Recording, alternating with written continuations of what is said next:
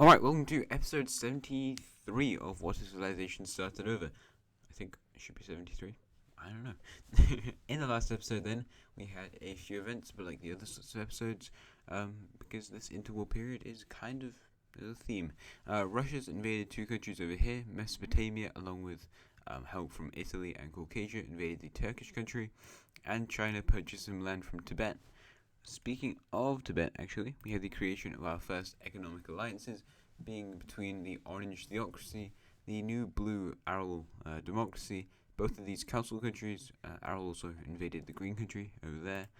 And then there was one more thing, which was the war between the Orange and the Green countries in northern India, in which we saw the Green country win. So they're pretty big and strong now, which is interesting because they're in an area full of lots of other countries. We have a lot of countries in India at this point, including two colonial ones, but how long are they going to be there? I don't know. Guess we'll find out. Anyway, today's probably going to be some similar sort of stuff. There's going to be one like pretty special sort of thing happening in today's episode though, so that'll be fun. Why do I want to start? Well, let's start with the Russian invasion of somewhere. Well, the Russians, I know where they're invading because I've already planned this episode, don't worry. But they are going to be invading the nation of Astrakhan. So, Astrakhan, they were around back in, well, they're still around at the moment, but they were a major player during World War One, being invading into Russia, and lots of these southern areas of Russia. It's kind of amazing that Russia didn't collapse during that war. Like, Astrakhan was occupying a lot of their country, so somehow they're still around. The Russians, however, managed to push down the Volga River, taking over two cities across there, another one in the east and one in the north. They quickly push to these northern areas where barely anyone lives, and up against either side of the river where they have complete dominance. And then they start two different invasions towards the capital city, taking this outskirts city, connecting up both their points, and taking over this territory before finally taking the capital. From there they push across the southern Caspian coast, taking over the final two cities down in the south, and then these other three are just going to surrender because there's no point fighting Russia. In the peace treaty, of course, we see the full annexation of Astrakhan into the nation of Russia, and that's Donbass. I think this is the pinkish Volga country, which rebelled from Russia twice. So it's good they've got that territory back, and now Russia is even bigger. They have even more of a Caspian coast, and their borders are looking better. So that's good. Speaking of making borders look better, let's go down here to Mesopotamia, because they're going to be invading a country who has a very disgusting border, and that's Caucasia. Now Caucasia, they got brought back following World War One. They were invaded by Astrakhan, Ukraine, and Turkey, and now only one of those guys is left, and it's Ukraine. But yeah, we see Mesopotamian troops move in over here in the recently acquired Turkish territory. Just troops were pretty good at fighting in Turkey at that point, so we're like, let's start invading over here. But they start secondary invasions in the east. Oil has been, has oil been discovered in Azerbaijan? Probably at this point. I mean, the year is 1915, but it's probably like equivalent to 1930, sort of, in technology maybe. Maybe a bit after that. No, probably 1930. But they did a pretty good invasion up here, taking some of these very valuable territories and pushing into more of the western territories of Azerbaijan and getting around now into like southern Russia, which is interesting. They pushed into these sort of Armenian territories, and they've got a pretty good front in the south until eventually the Caucasians managed to push back their Turkish front because they stopped prioritizing this as much, taking one city and pushing them back to these three over here. They kind of needed that to help them push to the capital, but they're doing pretty well in the east, kind of getting close to the border of Russia, where in fact they get right on the outskirts of this city, really, really close to the border of Russia, until a surprisingly easy win, they managed to take that city. So that was surprising, and they now have the entire Caspian coast territory of the Caucasian state. This causes Caucasia to send some troops and divert them to try and push back against the Mesopotamians. However, they don't manage to take the coast of the Caspian Sea from Mesopotamia, but they do take some central territories. It does come at a cost, as Mesopotamian troops push up here in the south, looking up with the Black Sea again and managing to collapse this entire area back under Mesopotamian control. Now it's just kind of pushing up from the south. They're doing pretty well over here in the east. They've managed to re-solidify control over some of those territories, and they're pushing back in some more mountainous territory, or at least not city territory, and they're getting to the outer cities of the capital city. So that's good. They're having to retreat troops from some of these outer front lines, and they're just rushing back through this territory, A lot of troops are going to get caught here, and this is quite a sad sort of military thing. But yep, lots of them get caught. Many of them surrender, and they allow them to surrender because, you know, Mesopotamia kind of wants to own this territory, so killing a load of people wouldn't make the native Caucasians very happy. But yeah, in the end, after about a year of fighting, maybe, the Mesopotamians take the capital city of Caucasia, and following that, well, the war still goes on, but it's a lot easier at this point as they push up along the eastern side, taking cities around here, and just in this sort of territory. They eventually kind of manage to get the front in Krasnodar, and they take out the entire country. So, in a peace treaty, I bet you're not going to be able to guess what happens here, because like it's all very different, these peace treaties. But as you can see, the entire nation of Caucasia, what did I do? The entire nation of Caucasia is now fully annexed into the Mesopotamian Empire, which is growing even more powerful. Caucasia is also a bit of territory that the Mesopotamians have never owned. I'm pretty sure the Caucasians being a group of people who just fled there for fun. They just went, you know what, let's go to Caucasia, and I think they got lost. So that's why that happened. But something else happened during that war, and during investigation, actually run by some Ukrainian people who are just kind of interested. It turns out the Russians were helping the Mesopotamians in this war, and this information gets back to the Council of Oversight, and members of the Triangle Alliance are a bit afraid, but there's not a whole lot they can do against this, and it's not like it's a huge threat or anything. And they're like, oh, what's this about? You helping? And in the end, what we see happen is the Russians and the Mesopotamians get together to form themselves an alliance. So I need yellow. So yeah, that's what happens. The Russians and the Mesopotamians will both come together to sign the Circle Alliance, making another military alliance. We've only got 2 in the world, so yeah. And this is a purely defensive alliance, and more to just build up cohesion and cooperation within Eastern Europe, an area that's been entirely destroyed in the previous world wars. Mesopotamia, do they class themselves as Eastern European? I don't know, but I guess they kind of class Turkey as Eastern European, so maybe. Anyway, that's fun and probably not relevant to the future of the series. Anyway, let's do power rankings, shall we?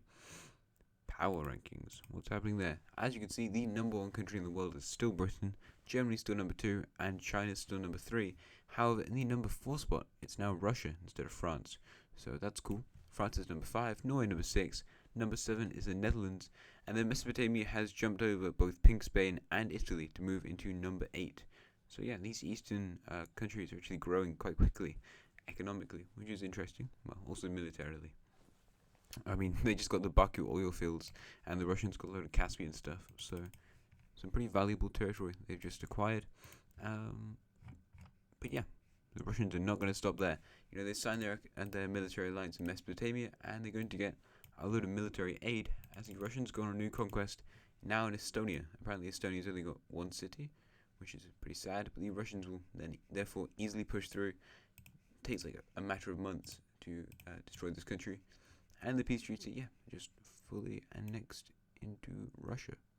I mean, they kind of look the same sort of Russian color, so it's not like it's too big of a loss for the map. And yeah, now Russia has more Baltic access. If I were either of those 2 countries, I would be very, very afraid. But they're existing at the moment, so I'm sure it's going to be fine. Don't worry. Anyway, let's head on somewhere else, and let's go to South America actually, because a certain somebody, is releasing their colony in South America, and North America.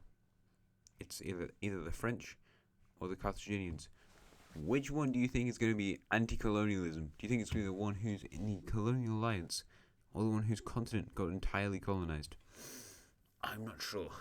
Yeah, the Carthaginians are going to be today releasing their entire colony. They got this from the Spanish following the 7 Years' War. I think all the stuff, except for the stuff in like the Amazon, which they just acquired. So yeah, I'm gonna go and draw some borders. I'll be back in a sec. Alright, so I'm back. I've drawn a load of borders, and most sure they're good, but you know what? It's not like they're meant to be good. These are post-colonial borders. So the first country we're going to be releasing is this sort of Western Amazonian one. So they got all this territory, look kind of spiky. This is brown one over here. I accidentally drew in their borders, and I didn't change it because I didn't want to. So they get all these islands as well, and a lovely straight line right there. Now we need to grab some of the actual colours. As you can see, there is a blue line here. So this blue country is going to be created. You can't really see it at the moment, but pretty sure when the Carthaginians have left, you will be able to. There's a smaller green country right over here. Interesting thing about them is the borders, because what the hell is going on there? Also need to get both of those islands, but I don't want to give them the territory from another country, so they get, damn it, they get all this, and then we can go to the pink country, and they get all this territory along with this island over here. And finally, we have one more pretty huge country, and that's because it's an Amazonian one. That's why. And it gets all of this land, so it's quite a lot of territory for this country. And now I suppose we need to do capital. I might just change the color. Not gonna lie. Is that better? I don't know. Yeah, let's go with that. Now we need to do capital cities for all these countries. So let's see which ones. Actually, wait. Let's do these guys first. Actually, I want to do for the Lesser Antilles country, because yes, there's going to be an entire nation of Lesser Antilles Islands. So that's pretty cool. They're going to take over all of this stuff. We then head over to Puerto Rico, which is going to be red, because why not? So red Puerto Rico, and our final island country is going to be the island of Santo Domingo. No, that's the capital of the Dominican Republic. Hispaniola, there we go. I'm not stupid. Well, there we go. So they take over all this land. I don't really know what color to make this country, so I'm gonna make them a lot of colors until I finally find one which I like. So there's that. And now we're gonna do capital cities. Don't worry. Puerto Rico's got a lot of cities, don't you? Anyway, so right, first country to do is Hispaniola. They're going to put their capital. I mean, who are you trading with? Probably colonial guys. So put your capital there. Puerto Rico puts theirs in the eastern island, which is kind of where what's your capital? San Jose? San Juan? I don't remember. It's one of them. I get you guys in Costa Rica confused. You don't have a capital or like any cities at all. But I'm gonna put yours there, and I'll just add a city now, because otherwise I'll forget. So there you go. You have that. Nice. Then we can head over to the actual sort of countries. Venezuela has a lot of cities because they've existed for a really long time. So they're going to put their capital right over here. The green country's also got quite a lot of cities. So they're going to put theirs there. The blue country's got, like a fair amount. They're going to put theirs over here. The brown country's apparently got loads. So they're going to put their capital right over here. The yellow country doesn't really have many. Well, they do. They're going to put theirs over here. And the published mauve country has one. So they put their capital right over there. So there you go. We have all 1, 2, 3, 4, 6, 7, 8, 9 countries released from the Carthaginian Empire, which is now no longer a colonial empire. And these are the first countries released in South America. They all declared independence on the same moment. It was just like one signing from the Carthaginian king. That's another point. Don't worry, I'll get to that in a second. These aren't the first American countries, because that would either be Iceland or Newfoundland. But, they're pretty cool and historic. 1915, we've already got South American nations. So, yeah. Are they going to do anything important? I don't know. But there you go. And the astute amongst you may have noticed that these islands, being Tobago and also these Dutch ones in real life, are still Carthaginian. And that's because they didn't fully colonize, and they're keeping those ones to keep the peace. I'm doing air quotes because they kind of just want to keep it for oil. Right north of Venezuela, and they've got a load of oil rights in that region, but also just as a way to influence those countries still. They still use the same currency. I was going to make a currency layer. I should do that. But yeah, just a bit of what's neo-colonialism there, or like post-colonialism stuff. Anyway, I said I was going to do some stuff with ideology. I didn't, but I kind of hinted at it, and that is that the Carthaginian monarch is going to be stepping down, and like many other European countries, Carthage is going to become a constitutional monarchy and effectively a democracy. We've only got a few republics, being this brownish country, this Catalonian country, your republic, your republic, your republic. And something sad about Estonia is they actually were a theocracy, and there's only like 4 of those in the world. So now there's only 3, being Oman, Finland, and Tehran. So that's marginally interesting, I suppose. Was I going to update any more ideologies? I think I was, but I forgot which ones I was going to update. So that's a shame. Anyway, I guess I just won't then. What was I going to do next? Number of things, actually. But let's go, first of all, to China, because China's going to be going to war, as they do in most of our episodes. I'm on the wrong layer still. Clever me. And yeah, this time they're going to be going to war with the country. Not really for like ambitions, you know. That before they raided the blue country because they kind of had to, and many of their wars, especially with the Circle Alliance and then also the blue country, have been for like national safety. This one's more just like general housekeeping, and they're going to be invading the nation of northern Japan. They want the island of Sakhalin, and let's see if they can get it. Unfortunately for the North Japanese, they believe their navy is far better than it actually is, and they didn't think the Chinese would make a landing this easily, but they did. And it was really easy. The Chinese took this city right next to this city, and they also landed in this island and this part of the island, and now they've taken over basically the entire thing. As they see the island fall within like a matter of weeks, the country realizes that continuing this war would be really stupid, and what they're going to do instead is just allow the Chinese to take over the island of Sakhalin. That's all the Chinese really wanted anyway, but they definitely wouldn't have minded taking over northern Japan. So yeah, China has become slightly stronger. They've got Sakhalin. Woohoo. They have a lot of islands, so Sakhalin's not really special in the sort of Chinese archipelago, but it's there. And that's cool. And they appreciate it being there. Anyway, economic alliances, because the Central Asian Economic Alliance is not going to slow down, and they're going to add a new member today. I had to kind of look at whatever it's called, Central Asia, after the episode, and like which countries could theoretically join and which ones couldn't. There's quite a few dictatorships here, but the country we see joining is the nation of Central Asia. This country is very historic. They collapsed in about episode 40. Well, it was episode 40. The Orange country got their independence then, well, again, because they've been united following episode 30. And yeah, all these other Central Asian countries broke away. Well, these 3, 5, 4. I'm good at this. Many other ones have been just destroyed, like Astrakhan, or the bluish one over here. Actually, that was it. Never mind. And yeah, that was a pretty interesting episode. You should go watch it. But now they're kind of getting back together with their old Central Asian buddies, especially these two. They're fairly important. Actually, what's the religious makeup of Arl? I don't know if you're interested, but I kind of am. Oh, they're mostly Central Asian, as I thought, but there are some Caucasian areas in the north. That's interesting, I suppose. Great. Anyway, there's that. I had another event I was going to do. I remember it now. Blue Country. This little tiny blue country. You are the last remnants of Persian collapse in episode 30, apart from the huge nation of Pakistan, which is one of the strongest countries in the world and a top 20 power. Something interesting about the blue country is they only have 5 cities, and it's just a load of. This is Balochistan. Yes, I think it's in the Balochistan region of Iran, not Pakistan. I have a layer for that. It is. Sure it is. Yes, it is. Don't worry. It's fine. Why does Pakistan not have any provinces? No, it does. Balochistan is just huge. Never mind. Anyway, so yeah, this country is just completely collapsed. They were led by a monarchy. I thought it was an absolute monarchy, but they might have become less absolute.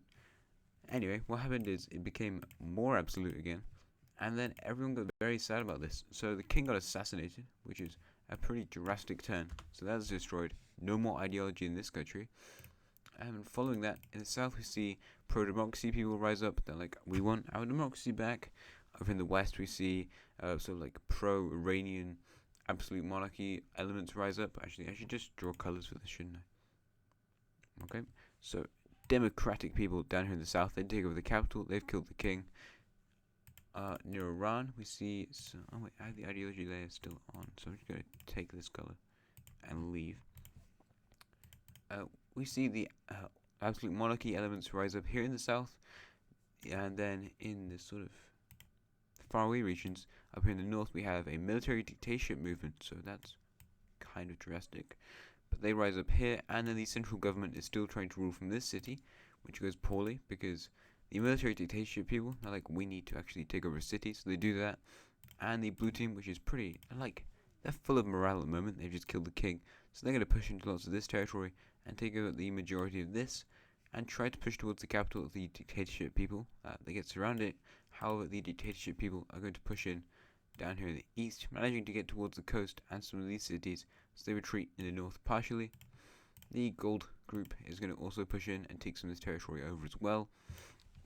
They've got some elements of support over here in the east, west, damn it, from Iran. So they will manage to actually move the border around here, and they're doing kind of well, actually.